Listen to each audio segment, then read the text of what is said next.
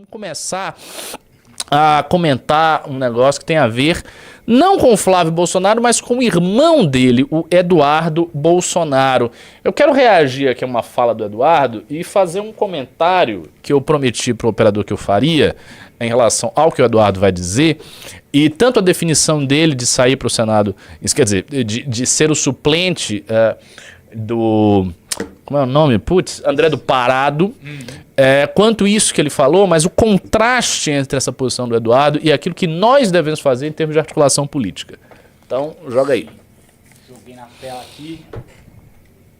Eu tenho certeza que se eu sentar para conversar com Ciro Gomes, com Rui Costa Pimenta do PCO, até com umas alas do PDT mais ligadas a Leonel Brizola do passado, né, o pioneiro do voto impresso, né, das críticas à informatização de uma eleição, eu tenho certeza que a gente vai conseguir chegar a um denominador comum em algumas pautas. E aí fica o nosso convite para que ocorra essa união. Quem sabe até para distensionar essa polarização. União é uma palavra forte. Deputado, muito obrigada pelo tempo. Eu prometi que seria 20 minutos e acabamos nos excedendo.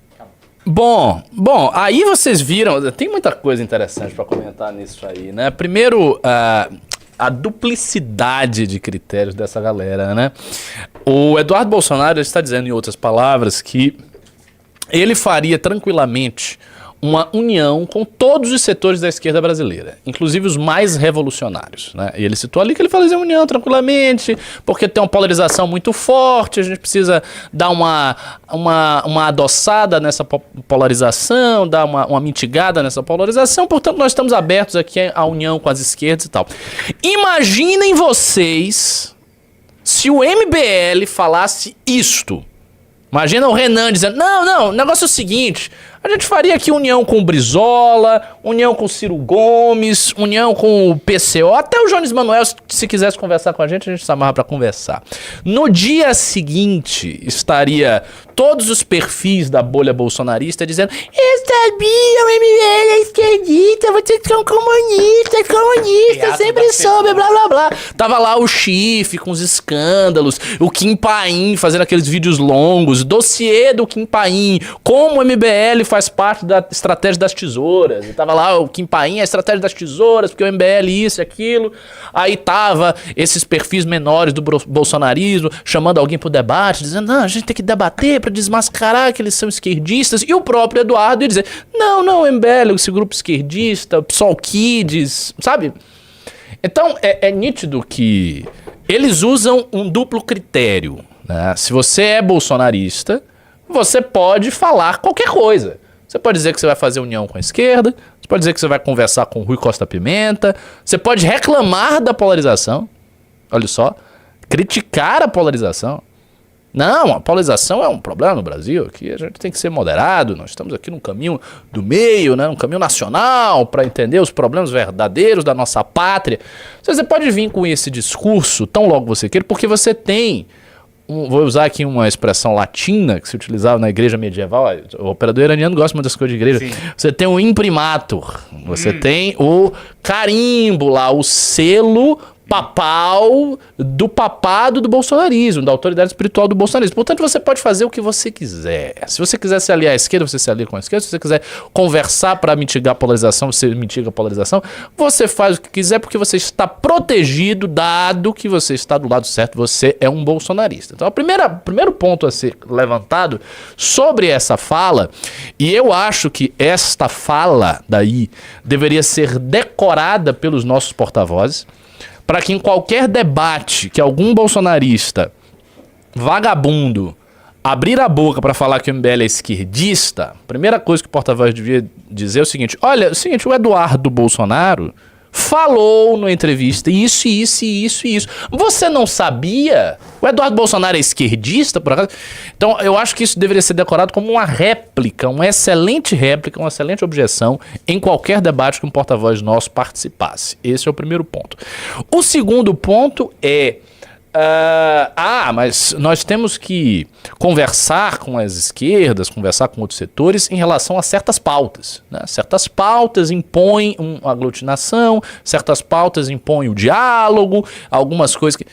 Bom, isso já aconteceu na história do MBL, eu não sei se vocês se lembram, nós fizemos palanque com parte da esquerda. Não tinha o PCO, não. Você tinha só o Ciro Gomes. E tava lá, inclusive, a psolista, que é...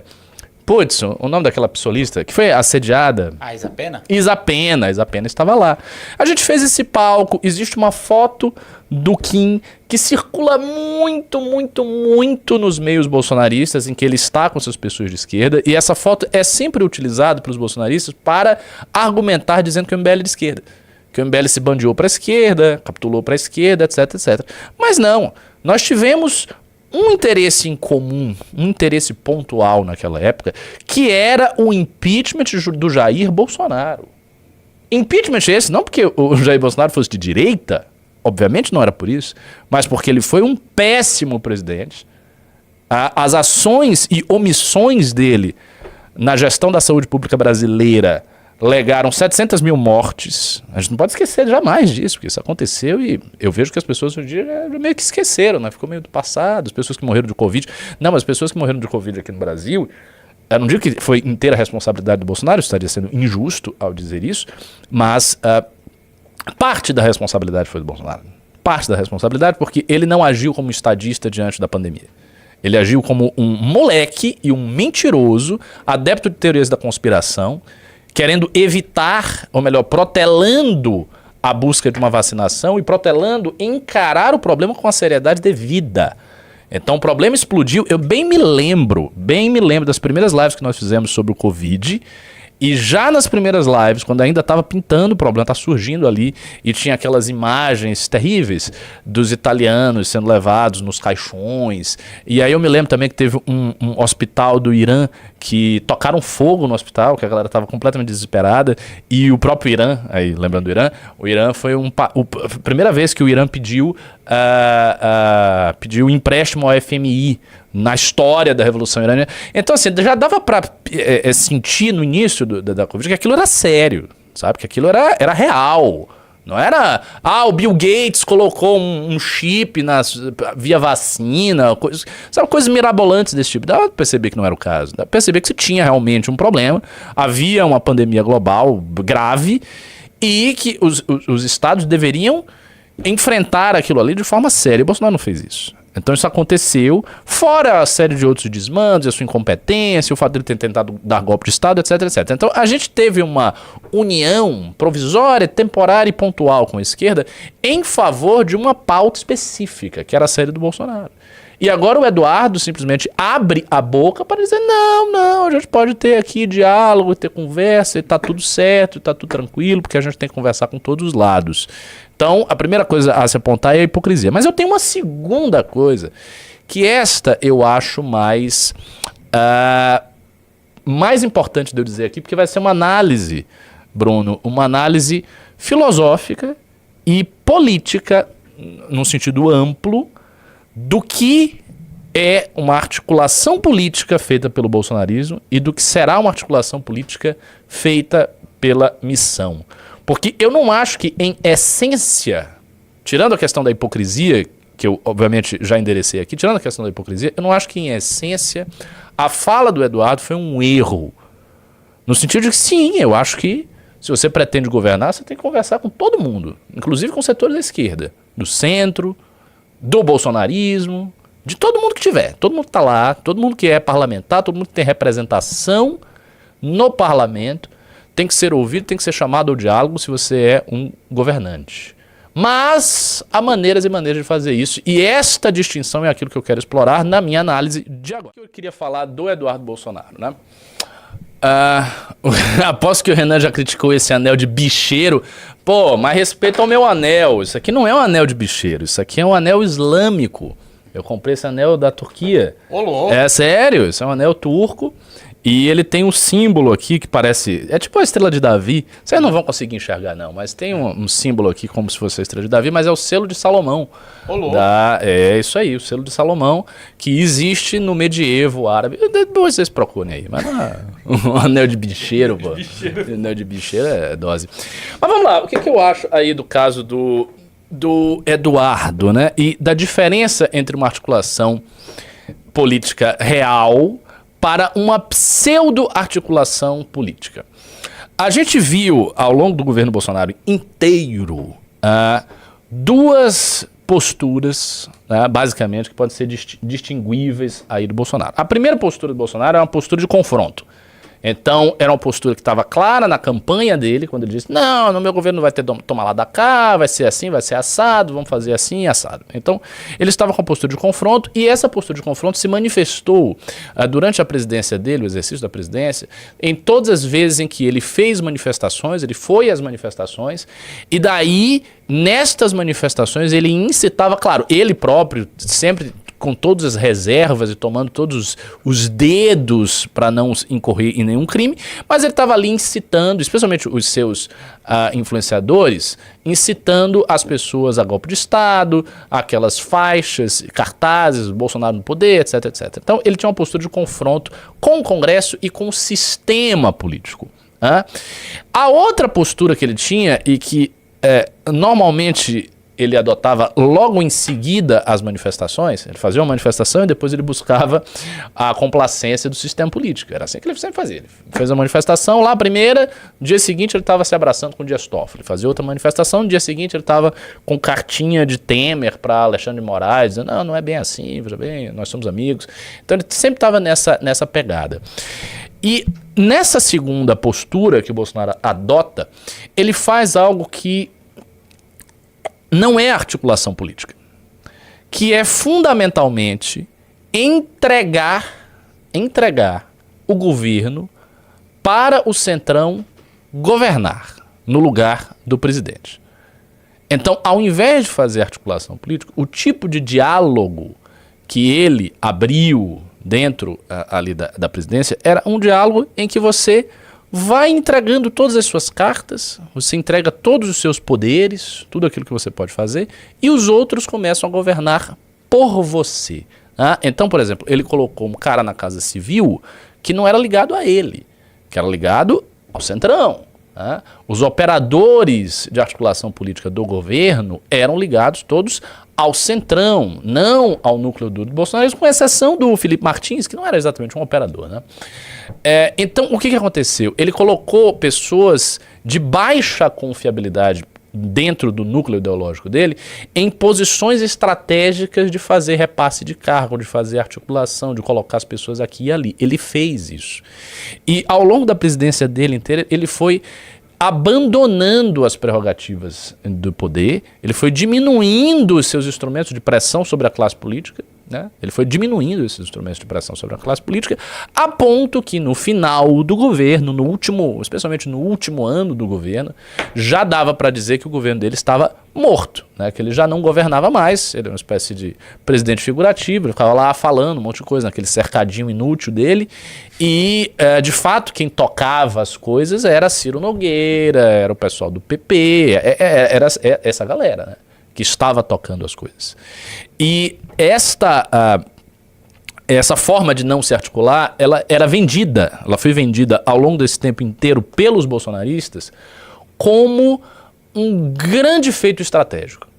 Então os bolsonaristas apresentavam isso como, o capitão, o negócio é o seguinte, o capitão ele é inteligente, você acha que você engana o capitão, mas o capitão é que engana todo mundo, o capitão é que entende o que está acontecendo, você pensa que ele vai para lá, mas ele vai para cá, porque ele já percebeu os esquemas.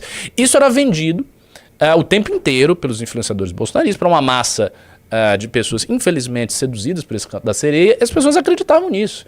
E elas iam reproduzindo essa ideia de que o Bolsonaro estava fazendo um xadrez 4D. Vocês lembram disso, estão falando do Kim Kataguiri, eu vou falar do Kim Kataguiri em breve.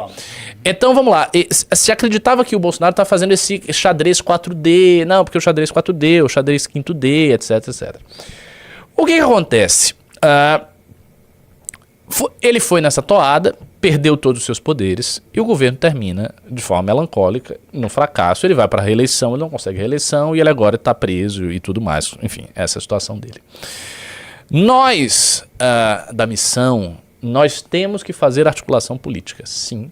A gente tem que dialogar com todos os setores, porém, a diferença fundamental do que a gente tem que fazer é que a nossa articulação política deve objetivar aumentar o poder interno das pessoas de confiança da missão. Vou dar um exemplo. Não pode haver um articulador político de um eventual governo Renan Santos que não seja alguém da missão. O articulador político central do governo tem que ser alguém do Partido Missão, não só alguém, qualquer pessoa do Partido Missão, tem que ser uma pessoa do Partido Missão com uma capacidade, uma confiabilidade, uma lealdade ao movimento como um todo muito grande. Eu vou dar um exemplo. O Guto Zacarias, por exemplo. Mas é o Guto Zacarias que vai aí para a sua eleição a deputado federal, já anunciou isso, e ele é um cara, assim, ele é um cara de conversa, ele vai lá e vai cá, um perfil um tanto menos técnico do que o Kim, mas um perfil político de agregar, de conversar com todo mundo, de chegar em todos os lados. Ele é um cara muito carismático, de facílimo trato, o Guto. Então ele é um cara que pode fazer isso, entende?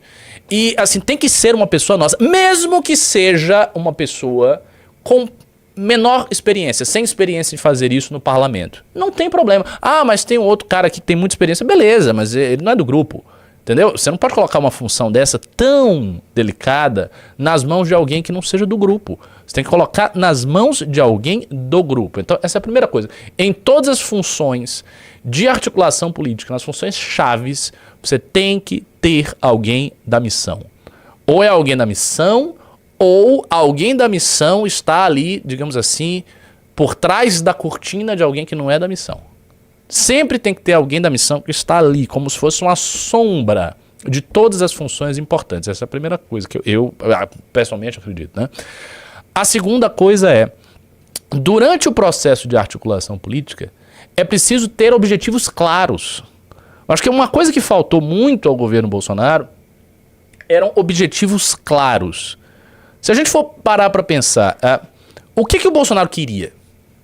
O que o Bolsonaro queria no governo dele? O que ele se propunha a fazer? É até difícil fazer esse exercício de imaginar o que ele queria. O que ele queria exatamente? Sabe, não coisas vagas. Ele queria o bem do Brasil. Ok, mas o que ele queria? Qual era a direção do governo dele? Não tinha uma direção definida no governo dele. Logo no início do governo, me pareceu que o que ele queria era sobreviver. Ele reduziu, assim, de forma abrupta, os seus objetivos para um objetivo político básico, que é: eu quero viver aqui, eu não quero que meu filho seja preso, e eu quero conseguir popularidade para ir para a reeleição. E tudo que ele fez foi em função disso. O auxílio emergencial que ele entregou a contragosto, depois do Congresso passar, e que ele viu que estava dando um upgrade na popularidade dele, ele foi lá e canetou, subscreveu o auxílio. Com que objetivo? Qual que é o objetivo? Sobreviver e ir para a eleição. Então, no fim das contas, ele foi um governo tão diminuído, ele foi achatando, que o único objetivo dele era sobreviver. Quando você tem um governo que o objetivo seu é sobreviver, você pode correr o risco, e esse é o maior risco de todos, de você não sobreviver. Você simplesmente não conseguir se estabelecer, sabe? Então, ele precisa ter objetivos. Precisa haver um objetivo claro. Eu vou lhe dizer qual é o objetivo do PT. O PT tem um objetivo claro. Eu não acho que o PT está conseguindo, mas o PT tem um objetivo. E é um objetivo, inclusive, que a gente vai ler à luz de um artigo, que eu não vou pegar agora, mas depois vou pegar, um artigo do Carlos Andreasa, magnífico, que ele escreveu ontem, eu acho, para o Estadão, e eu vou ler uma parte desse artigo. O Carlos Andreasa, que é amigo nosso, é um dos maiores analistas políticos do Brasil, e ele fala ali algo importante. O PT pretende afastar-se um pouco do próprio Alexandre de Moraes e desse núcleo do STF, que é composto basicamente de Alexandre / Gilmar Mendes e as esferas de influência que esses caras têm. Por quê? Porque o PT sabe que está profundamente dependente do STF e que isso, portanto, enfraquece a posição presidencial. A posição presidencial ela precisa ser fortalecida perante o tribunal. E isso já foi uma palavra de ordem dita pelo José Dirceu. Dirceu já falou isso em entrevistas anteriores sobre a dependência do STF, sobre o problema disso. Então, o que o PT deseja? Isso é um objetivo do PT. O PT quer diminuir a sua dependência do STF. E o PT também quer eliminar o tal do orçamento secreto e eliminar a doação destas emendas parlamentares sem o controle efetivo do executivo. Então ele deseja se assenhorar do controle das emendas parlamentares e diminuir a sua dependência do STF.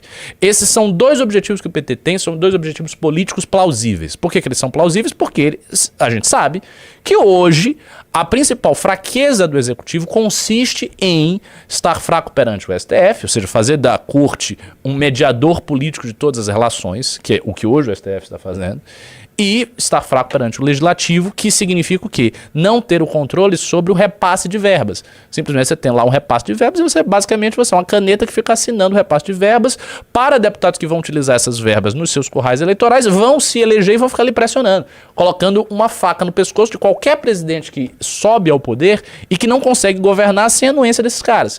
Então esses caras entenderam, o Congresso, que o presidente ali, ele é um cara sequestrado. Ele tá, usar outra metáfora papal, agora, só porque eu tô com você, as metáforas papais me ocorrem. Ele tá tipo o Papa em Avignon, o Papa que foi preso lá na Idade Média por Filipe o Belo, procurei. Caramba. Filipe o Belo, que era o rei da França, prendeu o Papa, tirou o Papa de Roma e botou o Papa em Avignon. Ele fica lá sequestrado, sendo manipulado, e ali ele vira o Papa sequestrado, aí ele acabou de ver. Vira o Papa sequestrado em Avignon. Então é tipo isso que é o presidente da República. E o presidente da República não pode ser isto num país. O presidente da República precisa ter um poder imperial. Ele precisa ter um poder imperial. Se ele não tem poder efetivo, ele é um banana. Ele não vai fazer nada diferente. Nada diferente. E outra, a tradição política brasileira atesta desde o século XIX, desde a família imperial, que as grandes mudanças políticas, as grandes mudanças institucionais no Brasil, as grandes mudanças históricas são feitas politicamente a partir de um poder central. Sempre foi assim, nunca foi o parlamento.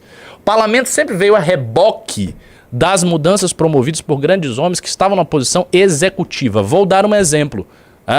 A Constituição outorgada pela família imperial, Dom Pedro I, foi Dom Pedro I, imperador, que foi lá e botou a Constituição. Constituição que basicamente estabeleceu a estrutura do Brasil imperial durante o século XIX. Tá? Abolição da escravidão. Você tinha lá o parlamento atuou bastante na abolição da escravidão. Você tinha um partido liberal, tinha um partido conservador, e tinha os abolicionistas que não estavam em nenhum partido, mas eles transitavam por todos os partidos, e tinha lei disso, lei Eusébio de Queiroz, etc, etc, etc. Mas quem no final estabeleceu mesmo que ia ser foi a coroa portuguesa, quer dizer, a coroa brasileira, né? E a princesa regente assinou lá. Foi a coroa. Aí depois passou. Aí o que aconteceu? Derrubada da monarquia. Derrubada por quem? Pelo exército. Por quem? Deodoro. Marechal Deodoro. Aí passa Deodoro Floriano. Floriano que foi um homem forte, né? Floriano que impõe uma espécie de ditadura republicana no Brasil. Passa a fase de Floriano, se estabelece ali a República Velha. Quem é que derruba a República Velha e faz uma nova mudança? Getúlio Vargas. Figura mais importante do Brasil industrial, do Brasil do século XX. Getúlio Vargas. Goste-se dele ou não, com críticas ou sem críticas, como seja um apologeta, um crítico, o fato é que Vargas deixou a marca dele na história, no Estado Novo e nos mandatos eletivos que ele teve, porque ele foi eleito também, ele foi ditador e eleito, ele foi presidente eleito e ditador. Passa Vargas, né? Passa Vargas. Aí sim, beleza, aí você tem, no período militar, quase que pela primeira vez da história, uma mudança que não é uma mudança centralizada numa figura, é uma mudança centralizada numa ordem, no exército, na junta militar. O Castelo Branco não era particularmente carismático, nem nada. O Marechal Castelo Branco era uma figura do exército, assim, um institucional do exército. E depois ele é sucedido, Costa e Silva, e Médici, e Geisel e tudo mais, mas era sempre uma junta militar que estava ali governando. Junta militar essa que governa, olha só, para evitar a presidência, esse sim, de uma figura carismática, que era Carlos Lacerda. Então, o governo militar, evitando a ascendência de Carlos Lacerda à presidência do Brasil, que era algo que iria acontecer caso o governo militar abandonasse a ditadura e fizesse eleições livres, como fora prometido no golpe de Estado de 64. Carlos Lacerda quase certamente seria governador do Brasil e seria um governador liberal. Porque Carlos Lacerda era um liberal, ideologicamente falando, né? Orientado mesmo. Aí passa isso, Nova República. Bom, beleza, Nova República você tem Tancredo, Sarney que foi um presidente tampão, né? Vice do Tancredo. Mas quem é a figura que vai dominar, digamos assim, a Nova República? Novamente é uma figura, é um indivíduo. Chama-se Luiz Inácio Lula da Silva, presidente atual do Brasil. Então notem, não é o Congresso. O Congresso vem, em geral, plano real, Quem que sustenta o Plano Real? Itamar Franco. Com a inteligência política e estratégica de quem? Fernando Henrique Cardoso. Não é o Congresso. Gente, o Congresso no Brasil vem a reboque. Nós não somos a Inglaterra, que nós temos tradição parlamentar viva, e o parlamento faz as coisas. Não é o parlamento que faz nada. É o presidente. Portanto, a condição de você ter qualquer mudança estrutural na política brasileira é você ter um presidente com força. Sem um presidente com força, sem um presidente com poderes imperiais, você não tem nada no Brasil. E o caso da articulação do Bolsonaro foi tão fracassada, porque, como eu disse, ele não tinha objetivos claros, ele colocou pessoas que não eram da confiança dele estrita em posições, sabe, gerenciais ali na máquina política, e ao fazer isso ele foi perdendo o seu poder gradativamente, ele foi sendo esvaziado, a figura da presidência foi sendo esvaziada, e hoje, como eu disse, o PT tem dois objetivos. Um objetivo é se tornar menos dependente do STF, e o outro objetivo é tomar para si novamente o controle do repasse de verbas. Eu não acho que o PT está conseguindo fazer isso, mas uma coisa é você ter objetivo, outra coisa é você não conseguir, são coisas diferentes. Mas quando você não tem nem o objetivo, nem o método, nem o meio, aí, meu amigo, aí você não tem nada. E esta é uma diferença em relação ao programa da missão. Essa é uma diferença em relação ao programa da missão muito importante. Por quê? Porque nós temos objetivos. Nós temos objetivos claros. A gente tem um programa que, ao contrário das entrevistas do Flávio, eu já vi entrevistas do Flávio, eu confesso que eu fiz isso contra a minha vida. Eu assisti algumas entrevistas do Flávio, assim, com muito esforço, tipo, tomando energético para conseguir, porque elas me dão... Começa a assistir, você fica com sono, porque o Flávio, quando ele vai falar de propostas, ele não tem nada a dizer. Ele fala as generalidades. Nós temos que prezar pela liberdade econômica. O STF não pode ficar invadindo a competência do executivo, porque desse jeito não dá. São coisas, assim, literalmente é assim, sabe? É dessa natureza as coisas que ele fala. Então são sempre coisas vagas. Aí ele fala da anistia, naturalmente, eu entendo. É uma pauta, beleza, é uma pauta, ainda que não seja para nós não é uma prioridade, mas é uma pauta para eles, é prioridade para eles, ele fala da anistia. Mas, em geral, as ideias que ele circula quando ele está fazendo entrevista são ideias vagas, são coisas sem muita ossatura, sabe? Não é fazer isso. Ele não sabe, isso é real. Mas nós sabemos. Nós temos um planejamento. Inclusive, no nosso planejamento, a gente tem ordem para fazer. É quase que um consenso no MBL que a primeira coisa a ser feita é decretar a guerra contra o crime. Decretar a guerra contra as facções criminosas, amigo. É isso, a gente tem um caminho. Qual é o caminho? Você vai fazer isto no início. E o Renan fala de ajuste fiscal. Eu diria, se me perguntassem, que faça a primeira guerra. Comece a guerra, depois você vai para o ajuste fiscal. Porque o ajuste fiscal é bastante impopular. Fazer um ajuste fiscal duro da maneira como tem que ser feito no Brasil é uma pauta impopular. A pauta de segurança pública é uma pauta popular. Se você tiver êxito nos primeiros 6 meses a 1 ano da guerra ao tráfico e o êxito ficar claro, ainda que a mídia esteja vocalizando que você cometeu erros, que as operações são isso, blá, blá, blá, mas assim, a mídia faz isso desde sempre. Todas as operações policiais que foram feitas contra o crime no Brasil foram taxadas pela mídia como operações autoritárias. Com Temer foi assim, com Cláudio Castro foi assim e, desculpa aqui a expressão, dane-se. Não importa isso, porque na prática a gente vê que é popular e a gente vê que isso gera dividendos para os caras que estão fazendo. O Cláudio Castro aumentou a popularidade dele em 10 pontos da noite pro dia. Então, assim, se a gente obtiver êxito nisso, no início, tudo mais você vai costurando. Aí você enfraquece o STF, aí você... Agora, claro, se você colocar a cabeça lá e não conseguir fazer isso aí, bom, aí nós temos um problema. Mas aí você tem vários outros objetivos, e daí você vai pegando os outros objetivos e você vai deslocando. Só que a existência de um programa claro, de um conjunto claro de objetivos, de um conjunto claro de metas, ajuda muito. Muito, muito, muito. Também o que ajuda muito, é necessário dizer, é a existência de quadros qualificados no MBL. Isso me preocupa um pouco. Nós temos hoje quadros muito qualificados, muito bons. Amanda é excelente, o Kim é excelente, depois eu vou comentar aí da vitória do Kim. O Guto é excelente, assim, a gente tem aqui 3 pessoas muito boas. O Russo é excelente em Minas Gerais. O Matheus Batista, gigante, Santa Catarina, Joinville, ótimo. Mas nós temos poucos eleitos. Eu citei alguns, tem outros, enfim, são ótimos, mas são poucos. Agora a gente está tendo um monte de gente nova, né? Tá um monte de gente... Quadros novatos que estão se agregando ao MBL.